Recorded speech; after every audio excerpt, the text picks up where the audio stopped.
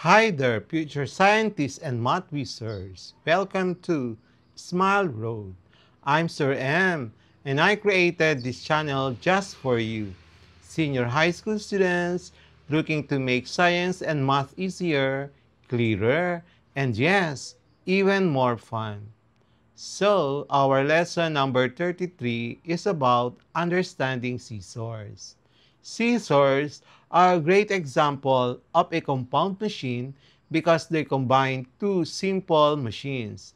Number one, levers. These are the handles and the blades act like first-class levers. Number two, wedges. The sharpened blades are wedges that cut through materials. So this is an illustration of the scissor. A pair of scissors is a compound machine that is made of two wedges and two levers. Okay, so that's the fulcrum, and those are the levers and the wedges. How do scissors work? When you use scissors, you apply force on the handles, the input force. The handles pivot on a fulcrum, the screw or pin in the middle. The force is multiplied and redirected to the blades. The blades act like wedges to slice or cut through paper, fabric, or other materials. Physics behind the scissors. Lever class, first class lever, fulcrum between the effort and the load. Mechanical advantage is the length of the effort arm divided by the length of the resistance. Longer handles give more mechanical advantage, making cutting easier. Wedge function. The thinner the the thinner the the thinner and sharper the blade, the wedge, the easier it is to cut. Okay, so real life applications, scissors are used in schools for cutting paper, at home, opening packaging, in medical field, surgical scissors, in tailoring, cutting fabric, in hair salons, hair cutting. Formulas about scissors. So, the formulas about scissors, we have number one, mechanical advantage is the length of the effort arm over the length of the resistance arm.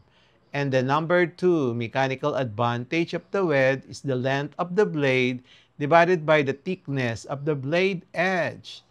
Number three, the work and force. Work is equals to force times the distance. Number three, to get the efficiency, it equals to AMA over IMA times 100%. Practice problems. A pair of scissors has a handle that is 15 centimeters long and a blade that is 5 centimeters long. What is the mechanical advantage of the scissors as a lever?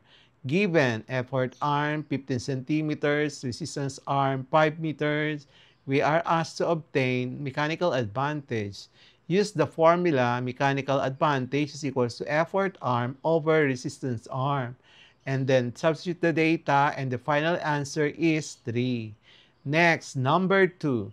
The blade of a scissor is 8 centimeters long and the distance of the blade edge is 0.2 centimeter. Calculate the mechanical advantage of the blade as a wedge. Given the length of blade 8 centimeters, thickness of blade edge 0.2 centimeter, mechanical advantage of the wedge is the unknown. So use the formula MA is equals to the length over thickness. 8 divided by 0.2, the final answer is 40. Number 3, a student applies a force of 20 Newton on the scissor handles. If the handles move 0.05 meter, how much work is done? So given force 20 Newton, distance 0.05 meter, require the work. Use the formula W is equals to force F times D. Substitute the given data and the final answer is 1 joule. Number 4, the Mechanical advantage of a pair of scissors is found to be of 3. If the input force needed to cut cardboard of 90 Newton is 90 Newton, how much input force does the student need to apply? Given MA 3, output force 90, input force is the unknown. Use the formula input force equals to output force over MA. Substitute the given data and the final answer is 30 Newton. Number 5. A scissor cuts better when the cutting action is closer to the fulcrum. If the distance from the fulcrum to the blade tip is 4 centimeters and the distance from the fulcrum to the handle is 16 centimeters, compute the ideal mechanical advantage of the scissor. Given distance from the fulcrum to the blade tip 4 centimeters, distance from the fulcrum to the handle 16 centimeters, require the EMA. So, use the formula EMA is equals to effort arm over the resistance arm. And then, substitute the given data, the final answer is 4. MCQ for Lesson 33, Understanding Scissors. Number 1. Which of the following best describes a pair of scissors? Letter A, first class lever and screw. Letter B, first class lever and wedge. Letter C, second class lever and wedge. Letter D, third class lever and inclined plane. Number 2. In a pair of scissors, where is the fulcrum located? Letter A, at the end of the handle. Letter B, at the middle of the handle. Letter C, at the pivot point between the blades and the handles. Letter D, at the tip of the blades. Number 3. What is the function of the blade in a pair of scissors? Letter A, acts as a pulley. Letter B, acts as a screw. Letter C, acts as a wedge. Letter D, acts as a wheel. Number 4. When using scissors, what type of force is applied at the handle? Letter A, output force. Letter B, frictional force. Letter C, gravitational force. Letter D, input force. Number 5. Which simple machines are combined in scissors? Letter A, inclined plane and lever. Letter B, pulley and screw. Letter C, lever and wedge. Letter D, wheel and axle. Number 6.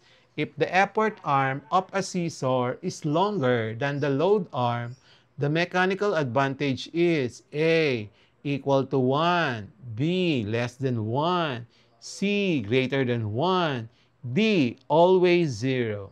Number 7. Which class of lever is a pair of scissors? Letter A, first class. Letter B, second class. Letter C, third class. Letter D, none of the above. Number 8. Which part of the scissors perform the cutting action? Letter A, the screw. Letter B, the fulcrum. Letter C, the handle. Letter D, the blade.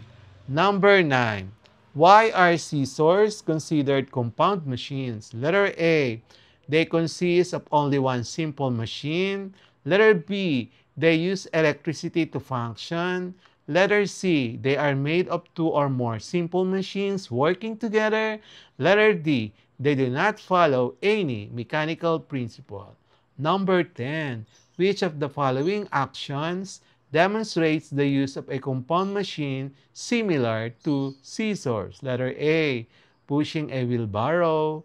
Letter B, turning a doorknob. Letter C, cutting papers with shears. Letter D, climbing stairs.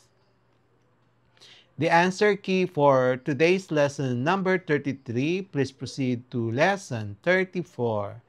The answer key for lesson 32, Understanding Bicycle, is as follows. Number 1, letter B. MA is equals to rear divided by front. So, substitute the data, 15 over 30, you got 0.5. Number 2, letter A. Work is equals to 120 Newton times 25 meter is equal to 3,000 joules. And then number 4, letter A, torque is equals to 90 Newton times 0.3 meter equal to 27 Newton meter. Number 5, A is equals to B is equals to omega times R is equal to 10 radian per second times 0.4 equal to 4 meters per second. Number 6, it's C. Work is equals to 350 watts times 80 seconds. So the answer is 2,800 joules.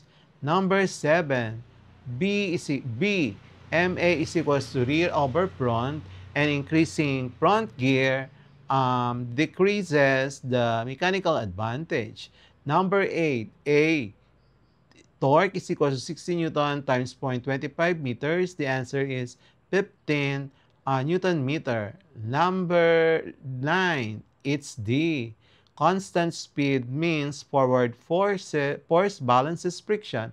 No network by friction. Number 10, distance is equal to the 15 rotations multiplied by 2 meters. The answer is 30 meters. So, and that's it for today's lesson here on Smile Road. If you learned something new today, don't forget to hit that like button and share this video with your classmates. And make sure to subscribe and tap the notification bell so you'll be the first to know when a new lesson drops. This is Sir M, reminding you that learning doesn't stop after the bell rings. Keep asking, keep exploring, and always walk the road of knowledge with a smile. Smile Road, where curiosity meets discovery. Thank you, everyone. See you in our next lesson. Thank you again.